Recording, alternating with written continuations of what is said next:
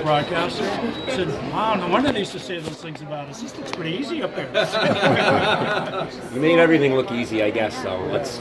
Well, when you're, slow and graceful, Congrats.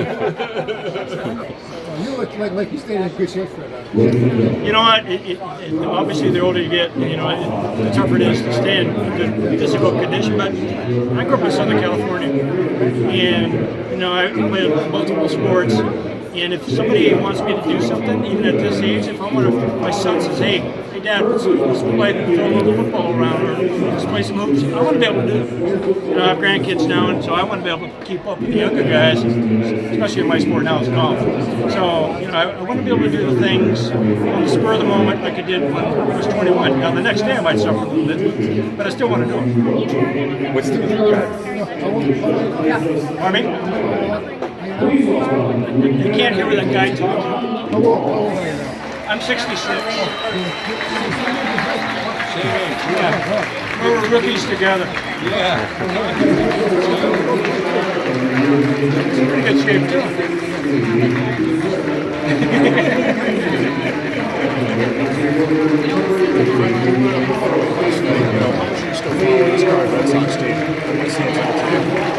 Follow them up quite a bit because I do the Legend Skybox for the Sox, so I'll be doing the next 4 games up there.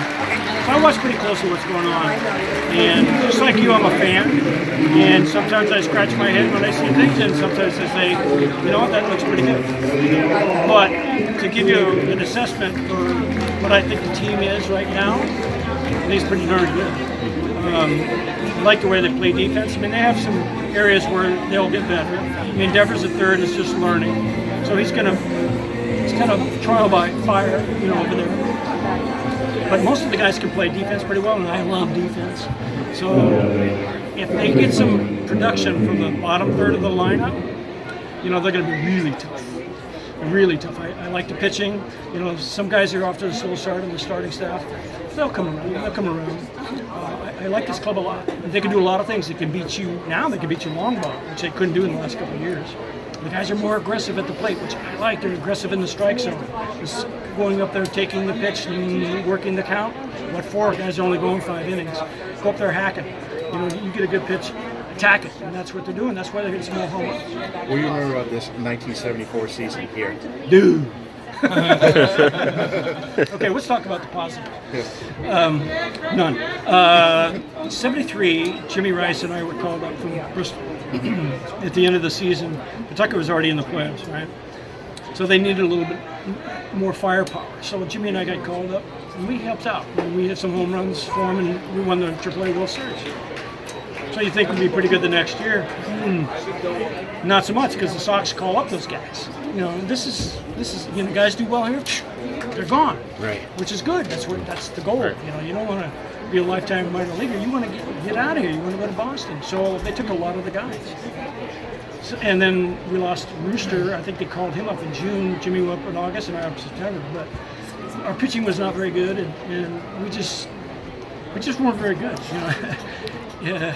The ballpark was a little different there. To be honest with you, when we played night games here, man, I had trouble seeing.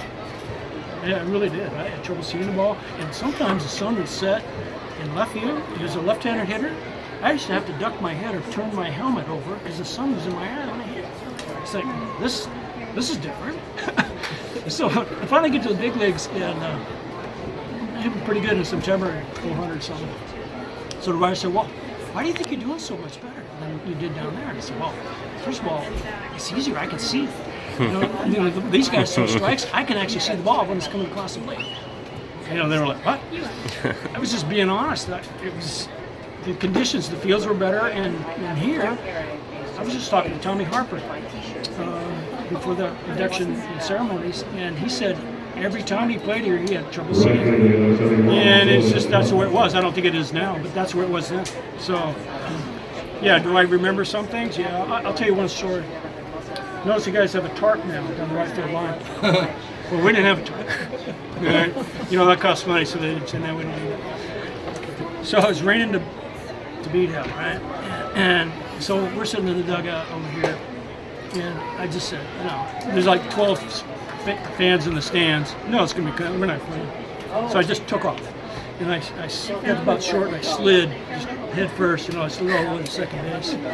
And it was fun, 21 years old, who cares? Got wet, hey! So they got wind of it up north in Boston. And they said, oh no, it's another Bill Lee. Because we're both left-handed, we both came from SC. So it's, oh no, it's another Bill Lee. So they're like rolling their eyes. But I do remember that stuff.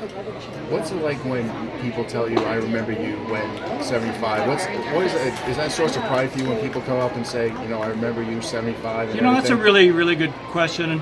And I thank you for asking, because as players, sometimes we don't know. Yeah. Especially then, they know now because of all the media. And, Chris, these guys are playing on TV in their high school, especially out west. So they're savvy. They know, people watch it, and they know that the kids are looking at it. I was playing, I didn't think of any of those things. I really didn't. I was just focused on the game itself. I didn't know that I was having an effect on people's lives. It wasn't until many years after my career was over and I started doing some stuff with the Sox, and I was talking to people like you guys. And they said, well, I named my kids after you. Huh. Yeah. It's like, holy moly, because I had one of those today.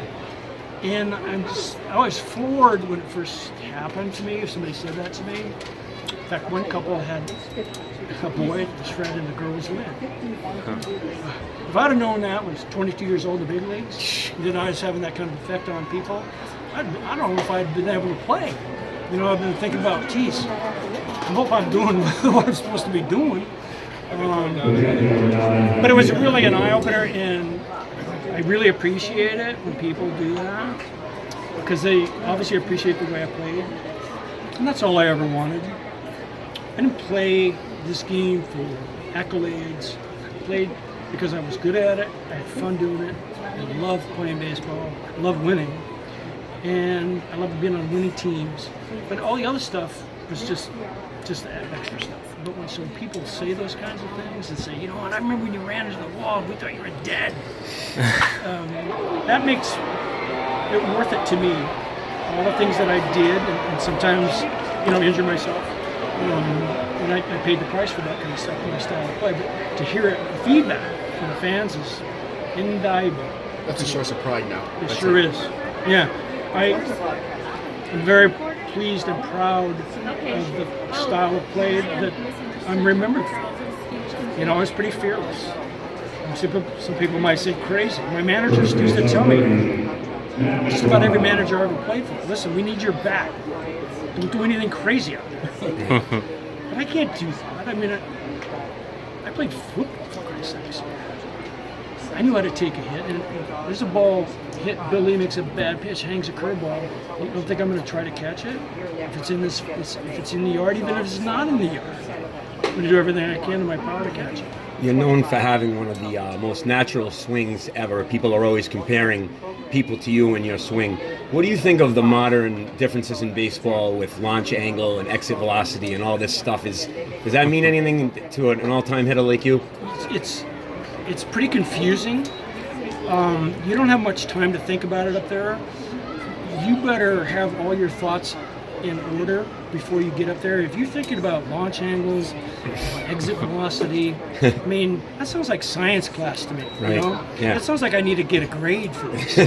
Is there a test on this subject? My college coach used to say, Tiger, don't think you'll hurt the ball club. So, there's some of that going on, and it has its place. Mm-hmm. It has its place. But I used to talk to Ted Williams about hitting, and he said, what's your theory of hitting? I said, Ted, I see it and I hit it. And I attacked. I'm an attack hitter. I'm not passively waiting for the ball to come. I'm attacking. I'm taking my game to the pitcher, You beat me because I'm coming after you. You throw a cookie down here, I'm hitting it. I'm not here to take. And so I'm not thinking about that kind of stuff. I'm sure there's a point where you can discuss it. These things right here, you learn a lot with your eyes. Mm-hmm. Just watch the game. Don't be watching videos. Watch the game. You might learn something. You might pick up something the pitcher's doing. Watch how the other other guys play the position against your teammates. See how they're pitching. There's all kinds of things you can learn with your eyes. So, can some of these young guys learn from a guy like me? Yeah, will they listen? I don't know, because we're like worlds apart. Right. Can you relate to a player like Pedroia, where he was like you, hard-nosed, you know, sometimes injuries kind of maybe brought about a quicker end to the career than you would have liked? Well, you know, everybody's going to remember Petey for the way he played. You know, he's the Altuve. You know, we had one of those before Altuve got here, and I love his stuff. And he's like a throwback for me. He's not afraid to get dirty. You know, I like that. You know, I want a guy that goes all out. But are there risks with that play sometimes? Sure, but you know what? You can't think about that. You know, like I said, when I played football, the guys who got hurt thought about getting hurt. You know, you got to play with reckless abandon in football, especially on defense. And if you're thinking about, I don't want to tackle this guy, you may cream me. Well, you will get creamed. And in baseball, it's the same thing. You can't think about those things. I mean, they happen. You hope they don't happen. But today's game, they have people who can fix you up. You know, we didn't have trainers. Minor leagues, I don't think we had a trainer. I don't think we had tape. So you just got to live with those kinds of things. So, you know, if you do get injured, and because the guys are making a few bucks now, they take care of the players. You know, they want to get back on the field. Yes, it's a good thing. How does Mookie Betts generate all that power and or that? How's he able to do everything he's doing right now? He's attacking the strike zone. He's quick through the zone. When you watch him hit, that bat's coming through that zone really quickly. And then it's like if you watch golf on TV, you see a guy that's 5'6" hitting it 350 yards. Well, how's he doing it? Right. Well, his timing is impeccable. Right. The timing is impeccable. Everything is going right at contact. Well, and plus it's coming through that zone really quickly. So you put those two together, and then small guys can hit home runs. I mean, I'm 170-something pounds, and I hit 300 home runs and less at bats than a lot of guys. So you can do it. You can do it, especially if you get some help behind you. That always helps to get a few more pitches. But yeah, that's the difference between he this year and last year. Is he's attacking the strike zone. He's not just looking. He's attacking. Excellent. Because he's always had that ability. Right. And sometimes guys, it takes them a while to figure out how to hit home runs, if even that's possible for them. You know, especially when playing Fenway, because it's such a weird park. In some years, the weather conditions, the wind conditions are conducive to hitting a lot of home runs. I mean, it happens. The wind's blowing in all the time. You're just like, ugh. And it can be a tough park to hit. That kid, and of course, they're playing. I was talking to my wife about this today. They're playing, I think, 4-day games in 5 days. Right. It's a hitter's delight. Yeah. It's better than you. Hitters. Yeah. Oh, playing the day to the ball travels better, you see it better. Right. Have you heard of the comparisons between you and Andrew Benintendi? Yeah, I've heard that comparison, and you know, his swing is more compact than me. Right. He's got bigger pipes. He's got short arms. I have long arms. So he's smooth through the zone, but I was longer. Right. Through the zone. He's short, compact. Rico, what you said. I was smooth and fluid through the zone, but longer. Right. I got him by 10 inches on wingspan. Right. Even though we're about the same height. Fred, we're just going to get you in the TV booth.